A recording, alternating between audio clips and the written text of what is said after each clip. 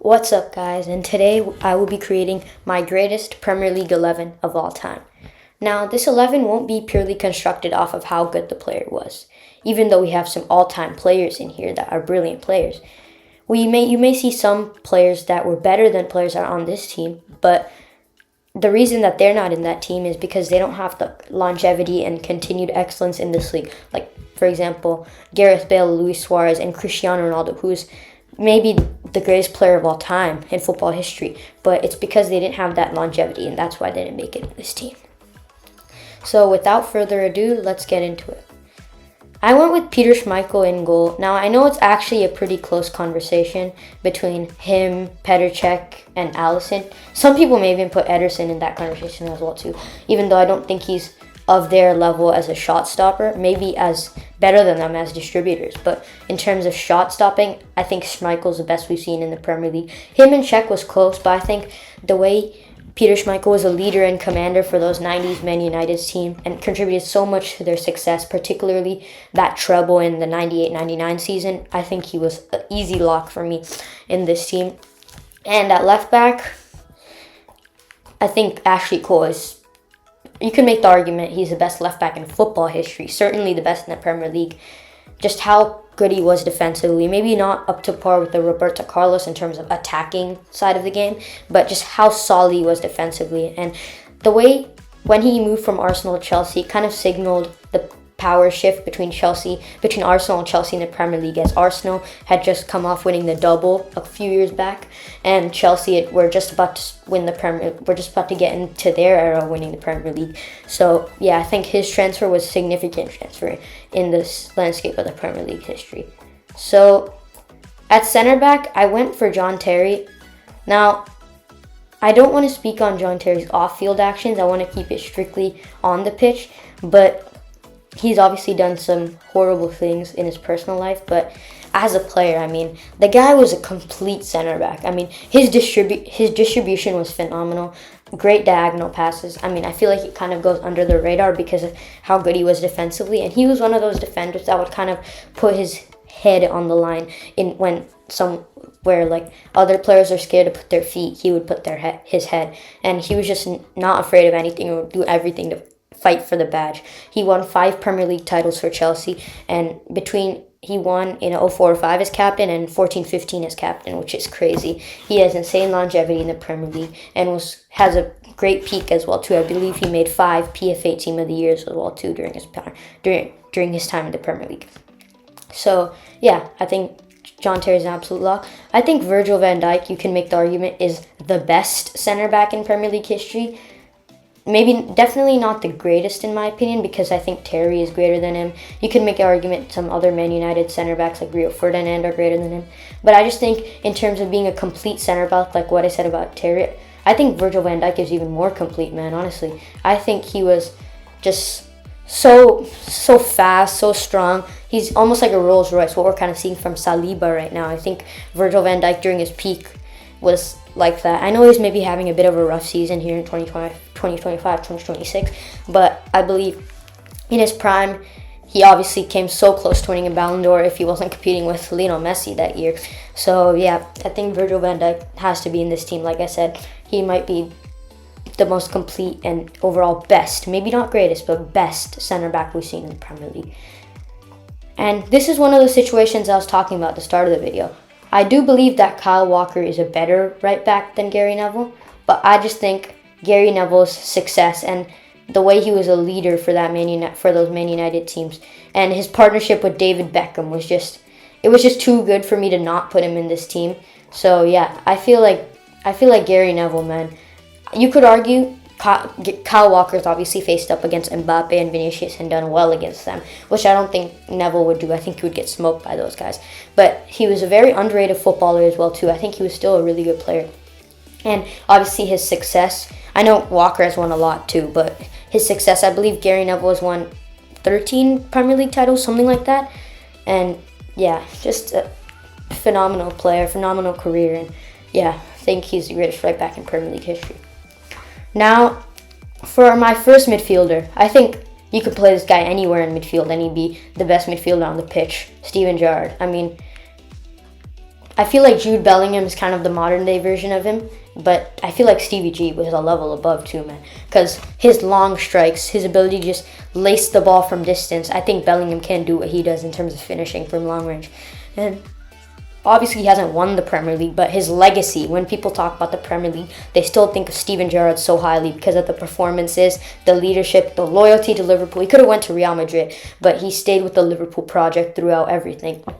And obviously, he won a Champions League for them in 2005 after that great comeback against Milan on that fateful night in Istanbul. So, yeah, I put Gerrard here. I think he can play as a 6 of this team. And by the way, I think Terry will be the captain of this team. Terry or Schmeichel. I think Schmeichel could even be captain.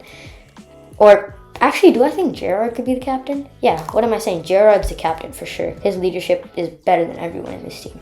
But, yeah, as I was saying, the other two midfielders, I think they could benefit by playing higher up the pitch. And if they have Gerrard, maybe playing a bit of a deeper 8 role or 6, outright 6, maybe it could benefit them. But he obviously has freedom. I mean, he's Steven Gerrard. He can do whatever he wants. So, yeah, I think Steven Gerrard is here. Also, people forget he finished 3rd in the Ballon d'Or one year, I believe. In 2005, something like that. But anyways, yeah, top player. And Kevin De Bruyne is my second midfielder. Now, I do think Kevin De Bruyne is the second best midfielder in Premier League history. It's either him or the other guy I got next, and they're really, really close to each other. But the thing I really love about Kevin De Bruyne is just his straight output. And also, one unique thing about him as a midfielder is hadn't really seen since Kaka up until that point was his ability to run with the ball and being that physical midfielder as well too. Like De Bruyne, a lot of his game was built off his passing and just being a brilliant playmaker, but also his physical traits as well too. His speed with the ball, his power with the ball, his strength with the ball, similar to Ricardo Kaka in a sense. But yeah, I do think De Bruyne is the second best midfielder in Premier League history, and obviously he's playing at Napoli right now. But still, his legacy in the Premier League is amazing. I believe he won 6 Premier League titles, 3 Premier League Player of the Season, something like that. Crazy, crazy player.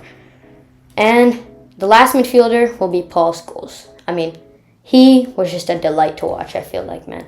Like, Paul Scholes, when he was younger, I think people forget. I think when they hear Paul Scholes, they think this, like, controlling games midfielder, just that all he did was control games. But when he was younger, Paul Scholes was a number 10. He was playing up in this area and scoring long shots, feeding Van Nistelrooy in behind. Like, he was doing it all. He was almost like a De Bruyne type player. Maybe not to the same vein, of the same ilk, but he was definitely a amazing number 10 when he was younger. And yeah, he was just a brilliant player. Obviously, I also believe he won 11, something like that, Premier League titles. He came from the Man United Academy, played through so many generations, won so much, was there for so long, had an amazing peak. He just meets all the criteria to be in this team, Paul Scholes. So, yeah. And my right winger.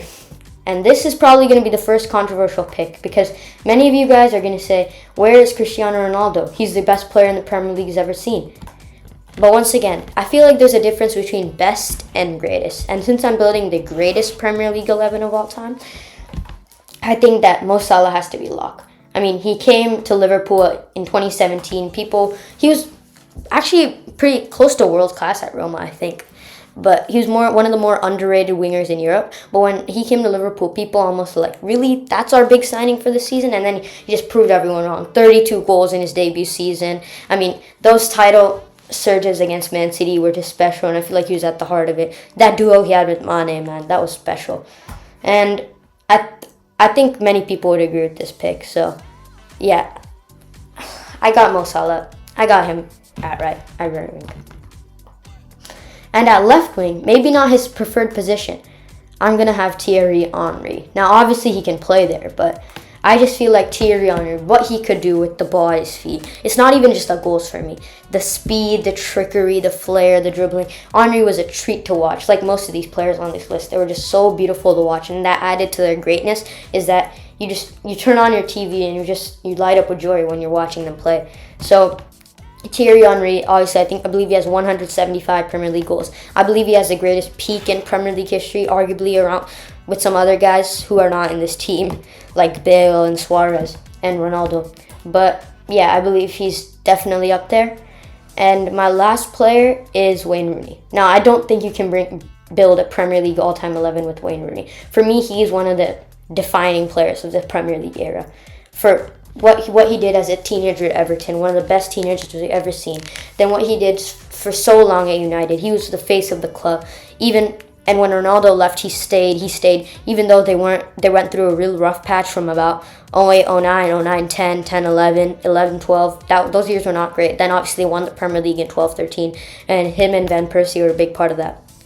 But yeah, he was just in his peak, man. Rooney was a complete footballer, honestly. He was just so beautiful to watch, so technically gifted, so strong, so fast, he might be the best finisher in Premier League history, Wayne Rooney. So I just feel like he is an absolute lock. And the great thing about Rooney is he can interchange with these guys. He can drop out wide. Henry could pop in here.